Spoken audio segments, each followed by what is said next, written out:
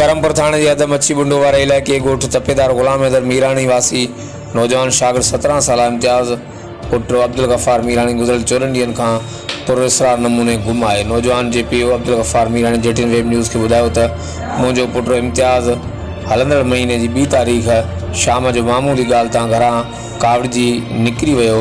मिटनि माइटनि दोस्तनि अज़ीज़नि समेत मुख़्तलिफ़ शहरनि ऐं हंधनि ते तमामु ॻोल्हा बावजूदि नौजवान जो ॾस पतो न पइजी सघियो आहे।